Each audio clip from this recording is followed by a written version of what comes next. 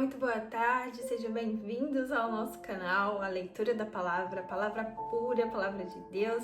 Eu sou Isabela Carini, hoje eu estou num lugar diferente, mas não vou deixar de fazer a leitura da palavra aqui com vocês. Que Deus te abençoe, te proteja, te dê uma boa semana e vamos direto à nossa leitura. Hoje vamos ler Salmo 18, Gênesis 25 e Lucas 14, do 1 ao 24. Deixa só um pouquinho aqui essa música. E diz assim, Gênesis capítulo 25. Pega a sua Bíblia, vamos ler juntos. Se você quiser acompanhar a leitura e fazer a marcação, tem o link aqui na descrição do vídeo, tá bom? Dá o plano de leitura que nós estamos fazendo. Gênesis 25 diz assim: Então Abraão tomou novamente uma mulher, e seu nome era Quetura, e ela lhe gerou Zinrã, Zoxã e Medã, e Midian, e Gisbaque e Suá. E Joxã gerou Seba e Dedã, e os filhos de Dedã foram Assurim, Letussim e Lemuim. E os filhos de Midian foram Efá, Efer e Enoque. E Abidá e Elda. Todos estes foram filhos de Quetura. E Abraão deu tudo o que tinha para Isaque. Mas aos filhos das concubinas que Abraão tinha, Abraão deu presentes e ainda em vida os enviou para longe de seu filho Isaque, ao leste, para a terra do Oriente. E estes são os dias dos anos da vida de Abraão. Ele viveu 175 anos. Então Abraão entregou o espírito e morreu em uma boa velhice, um homem velho e cheio de anos. E ele foi reunido ao seu povo. E os filhos de Isaque e Ismael o sepultaram na caverna de Macpela, no campo de Efron, filho de Zoar, o Eteu, que está diante de Manré. No campo de Abraão, o campo que Abraão comprou dos Et, ali foi Abraão sepultado e Sara sua esposa. E aconteceu que depois da morte de Abraão, Deus abençoou seu filho Isaque e ele habitou junto ao poço de Beer-lahai-roi. Agora, essas são as gerações de Ismael, filho de Abraão, que Agar, a egípcia, serva de Sara, gerou para Abraão. E estes são os nomes dos filhos de Ismael, pelos seus nomes de acordo com as suas gerações. O primogênito, Ismael, era Nebaote, e Quedar, e Abidbel e Mibsão, Misma, Dumá e Massá. Haddad, Tema, Getur, Nafis e Quedamá. Esses são os filhos de Ismael, e estes são os nomes dos filhos de Ismael pelas suas aldeias e pelas suas fortalezas, 12 príncipes de acordo com suas nações. E estes são os anos da vida de Ismael, 137 anos. E ele entregou o espírito e morreu, e foi reunido ao seu povo, e eles habitaram desde Ávila até Sur, que está em frente ao Egito, quando se vai para a Síria. E ele morreu na presença de todos os seus irmãos. E estas são as gerações de Isaque, filho de Abraão. Abraão gerou Isaque. Isaque era de idade de 40 anos quando ele tomou Rebeca como sua esposa. E Isaque intercedeu ao Senhor pela mulher, porque ela era estéril. E o Senhor ouviu a intercessão e Rebeca, sua mulher, concebeu. E os filhos lutavam dentro dela. E ela disse, se é assim, por que sou eu assim? E ela foi consultar o Senhor. E o Senhor lhe disse, 2 nações estão no teu ventre, e 2 tipos de povos se dividirão nas tuas entranhas. E um povo será mais forte do que outro povo. E o mais velho servirá ao mais novo. Cumprindo seus dias para dar à luz, eis que havia gêmeos em seu ventre. E o primeiro saiu ruivo, todo ele peludo como uma veste de pelo, e chamaram seu nome de Esaú. E depois dele veio seu irmão, e seu irmão segurou no seu calcanhar, e o seu nome foi chamado de Jacó. Isaque era de idade de 60 anos quando gerou os dois. E os meninos cresceram, e Esaú era um caçador habilidoso, um homem de campo. Jacó era um homem simples, habitando em tendas. Isaque amou Esaú, porque ele comia da sua caça, mas Rebeca amou Jacó, porque Jacó cozeu um ensopado, e Esaú veio do campo e estava desfalecido. E Esaú disse a Jacó: dai-me de comer, rogo-te, desse ensopado vermelho, pois eu estou desfalecendo. Por isso, o seu nome foi chamado Edom. E Jacó disse: vende-me neste dia a tua primogenitura. E Esaú disse: eis que eu estou a ponto de morrer, do que me serve essa primogenitura? E Jacó disse: jura-me neste dia. E ele lhe jurou e vendeu a primogenitura a Jacó. Então Jacó deu a Esaú pão e ensopado de lentilhas, e ele comeu e bebeu, e se levantou e foi pelo seu campo. Assim, Esaú desprezou a sua primogenitura. Jacó vendendo, negociando a sua bênção. Esaú vendeu as bênçãos que era dele, né, que é sempre do primogênito, por um prato de lentilha. Esse é o grande ditado. Se trocou por um prato de lentilha. Vem dessa passagem. Agora vamos para Salmo 18. Diz assim: ao músico-chefe, salmo de Davi, ao músico-chefe, salmo de Davi, servo do Senhor, que falou ao Senhor as palavras desta canção no dia em que o Senhor o livrou da mão dos teus inimigos e da mão de Saul. E ele disse: eu te amarei, ó Senhor, minha força. O Senhor é minha rocha, minha fortaleza, e meu libertador. Meu Deus, minha força, em quem eu confiarei, meu broquel, o chifre da minha salvação e a minha torre alta.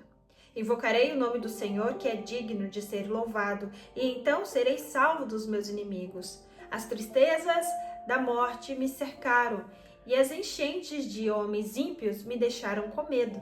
As tristezas do inferno me cercaram, os laços da morte me impediram. Na minha aflição invoquei ao Senhor e clamei ao meu Deus. Ele ouviu a minha voz fora do seu templo, e o meu clamor chegou até diante dele, até aos seus ouvidos. Então a terra se agitou e tremeu, os fundamentos dos montes também se moveram e se agitaram, porque ele está virado. Subiu uma fumaça saída das suas narinas, e o fogo fora da sua boca devorava. Carvões se acenderam por ele. Ele também deixou os céus e desceu, e a escuridão estava debaixo dos seus pés, e montou em um querubim e voou, sim, voou sobre as asas do vento. Fez das trevas o seu lugar secreto. Seu pavilhão que o cercava era de águas escuras e nuvens espessas dos céus. Ao resplendor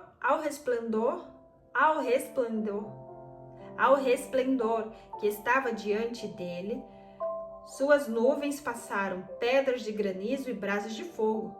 O Senhor também trovejou nos céus, e o Altíssimo deu sua voz, pedras de granizo e brasas de fogo. Sim, ele enviou suas flechas e as espalhou, ele atirou relâmpagos e os desconcertou. Então os canais de águas foram vistos, e os fundamentos do mundo foram descobertos, as suas repreensões. Ó Senhor, ao sopro do fôlego das tuas narinas. Enviou desde o alto, ele me tomou, ele me tirou das muitas águas. Livrou-me do meu inimigo forte e daquele que me odiava, porque eram fortes demais para mim. Eles me impediram no dia da minha calamidade, mas o Senhor foi o meu esteio. Ele também me trouxe para um lugar espaçoso, livrou-me porque se comprazia em mim. O Senhor recompensou de acordo com a minha justiça, de acordo com a limpeza das minhas mãos, Ele me recompensou. Porque guardei os caminhos do Senhor e não me apartei perversamente do meu Deus. Porque todos os seus juízos estavam diante de mim, e não me afastei os seus estatutos de mim. Não afastei os seus estatutos de mim. Eu também fui reto diante dele, me guardei para a minha iniquidade. Portanto, o Senhor me recompensou conforme a minha justiça, conforme a limpeza das minhas mãos aos seus olhos. Com misericordioso te mostrarás misericordioso, e com o homem reto te mostrarás reto. Com o puro te mostrarás puro, e com o perverso te mostrarás perverso. Porque tu salvarás o povo humilde, mas os olhos altivos tu os abaterás. Porque tu acenderás a minha vela. O Senhor, meu Deus, iluminará as minhas trevas. Porque por ti eu corri através de uma tropa e pelo meu Deus saltei sobre o muro. Quanto a Deus, seu caminho é perfeito. A palavra do Senhor é provada. Ele é o broquel para todos aqueles que nele confiam. Porque quem é Deus, salvo o Senhor. Ou quem é uma rocha, salvo o nosso Deus. É Deus que me cinge de força e torna o meu caminho perfeito. Ele torna os meus pés como os pés das corças e põe-me nos meus lugares altos. Ele ensina as minhas mãos para a guerra, de maneira como um arco de aço é quebrado pelas minhas mãos. Tu também me deste o escudo da salvação, e tua mão direita me susteve, e a tua suavidade me fez grande. Tu alegraste meus passos debaixo de mim, de modo que os meus pés não escorregam. Persegui os meus inimigos e os ultrapassei. Nem voltei novamente até que eles fossem consumidos. Eu os feri para que eles não fossem capazes de se levantar. Eles estão caídos debaixo dos meus pés. Porque tu me cingiste de força para batalhar, tu subjugaste debaixo de mim aqueles que se levantaram contra mim. Tu também me deste o poço dos meus inimigos para que eu pudesse destruir os que me odeiam. Clamaram, mas não houve ninguém para salvá-los, até ao Senhor, mas ele não lhe respondeu. Então os bati como pó diante do vento e os lancei fora como a sujeira nas ruas. Tu me livraste das contendas do povo e me fizeste cabeça dos pagãos. Um povo que não conheci me servirá. Assim que eles me ouvem, me obedecerão. Assim que eles me ouvirem, me obedecerão. Os estranhos se submeterão a mim. Os estranhos desvanecerão e terão medo fora dos seus lugares fechados. O Senhor vive, e bendita seja a minha rocha, e que seja exaltado o Deus da minha salvação. É Deus que me vinga e sujeita o povo debaixo de mim. Ele me livrará dos meus inimigos. Sim, tu me elevas sobre aqueles que se levantam contra mim. Tu me libertaste do homem violento. Portanto, ó Senhor, eu darei graças a ti entre os pagãos e cantarei louvores ao teu nome.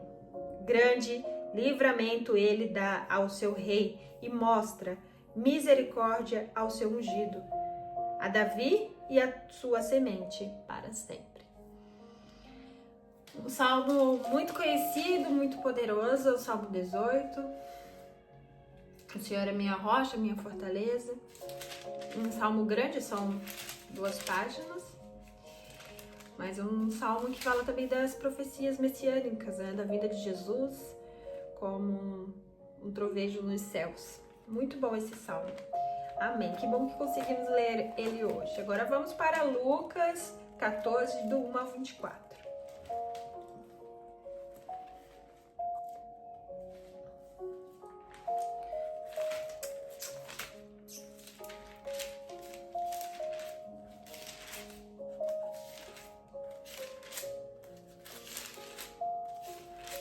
Lucas 14, capítulo 14, versículo 1. E aconteceu que, entrando ele na casa de um dos principais fariseus para comer pão no dia do Shabat, Eles o observavam. E eis que ali, diante dele, um certo homem hidrópico.